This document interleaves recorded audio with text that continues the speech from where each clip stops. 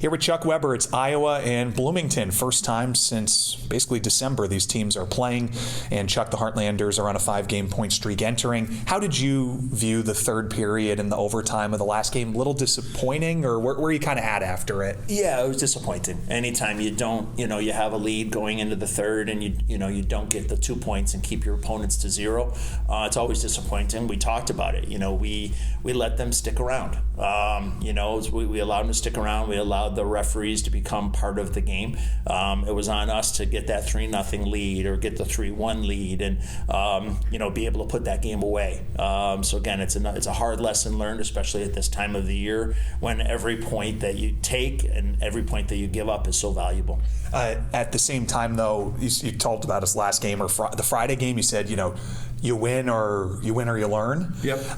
How much of it, too, over this 4-game winning streak do you think it's been you win and you learn at the same time through some of the successes that have happened? It is, it has been good from that standpoint. It's always nice when you can learn through wins, and there's sometimes it's nice when you're winning. You can even be harder on the team because they're like, well, wait a minute, why are you mad at us, or why are you showing us our mistakes? And it's like, because we continue to need to get better. And sometimes actually when you're losing games, you actually deserve a better fate.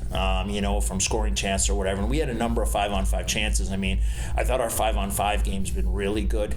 We didn't draw enough power plays, unfortunately, and then to give up the couple late the way we did is disappointing. And, we got to continue to always try to be +1 in our special teams and keep the 5-on-5 growth. Elliot McDermott, first pro goal in his 50th pro game. Obviously, he's a guy that's puck-moving defenseman, not necessarily going to be bombing in slap shots from the blue line all the time, but, makes a nice play, gets rewarded for it. How have you seen him grow throughout the course of these last few weeks? He's a guy that, I have history with. I love him like a little brother, and he's a guy that's kind of gone through the ups and downs of this season, just like the team has. When he's keeping it simple, moving pucks north, just defending, he does a really good job. And every once in a while, he does complicate the game a little bit, trying to do a little too much at times because he is a very good skater and those types of things. But I was really happy for him to finally get that goal, and hopefully now we can continue to settle in and play solid defensive hockey. Obviously a big loss over these last few weeks. Alex Stenson last week went down, something we didn't ask you about over the weekend games. So you get Stevie Leskovar back from the Iowa Wild for today's game. How are you approaching these next few weeks? College seasons are about to start ending. We're seeing a lot of U Sports signings.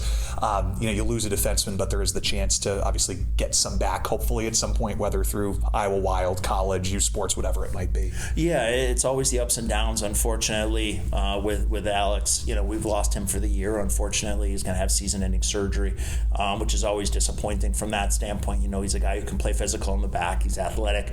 But getting Stevie back, it's nice from that standpoint. We got some other guys banged up in the back.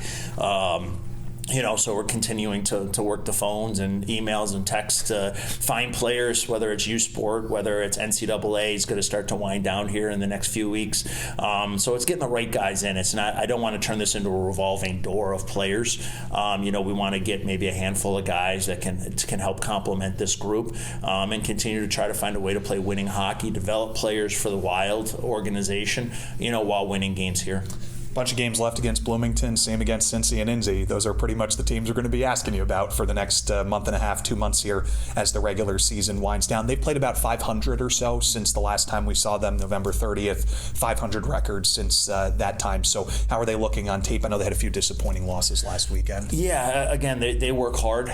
Their defensive core's gotten deeper. They have some veteran guys back there. They've been pretty opportunistic offensively. I think power play wise, they're moving the puck around pretty well.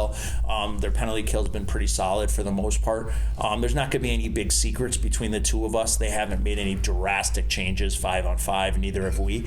It's going to come down to our habits and our compete and willing to play 60 minutes. This is a team you have to compete from first face off to last horn, as we know. So again, this is a team we're 14 points behind them, 7 games with them. So every game is important for us down the stretch, and we just want to keep playing quality hockey. Last one for you on a more humorous note, which is that believe this is our first 4-5 of the regular season upcoming. It's a long time coming for you because I think this will be your first 4-5 probably since the American League or maybe even earlier. Well, it's since Atlanta, yes.